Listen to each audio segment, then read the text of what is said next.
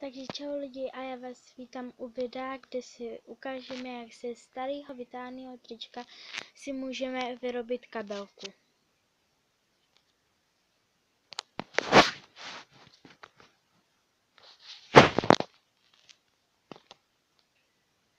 Jako první si ho obrátíme na ruby. Potom vystřihneme ten límec od kraje vlastně tak daleko. Doporučuji prvně si ho ustřihnout tady za tím švem a potom si ho když tak odstřihávat po kouskách, jak vlastně budete potřebovat tu díru, do které budete strkat ty věci do té kabelky. Když máme hotovo, odstříháme si ty zuby, co jsme udělali a celý to upravíme. Když máme hotovo, přijdeme k rukávcům.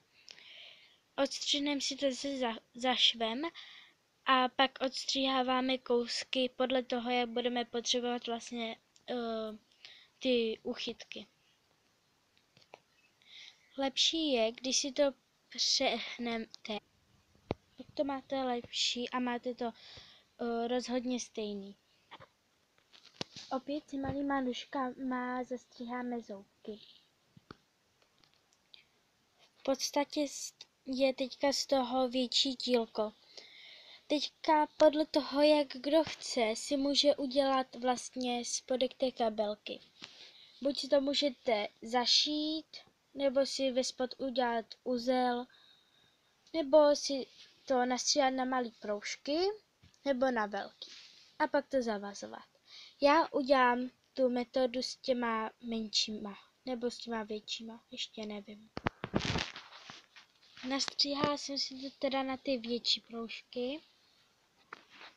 Mám jich tady vlastně 5 a dělala jsem to, že jsem si to dala co nejlíp k sobě ty konce a prostě jsem to rozstříhala asi 2 až 3 cm jakože nahoru. Ještě si musíte rozstřihnout tady u konce tady ty, vlastně tady v tom záhybu si to musíte rozstřihnout zase takový ty 2-3 cm. Teď si těch 5 konců svážeme k sobě. A máme hotovo. Když to uděláte na ty větší proužky, tak to hezky působí ze spod i takhle. Ale když je to na ty menší, tak to nepůsobí tak hezky.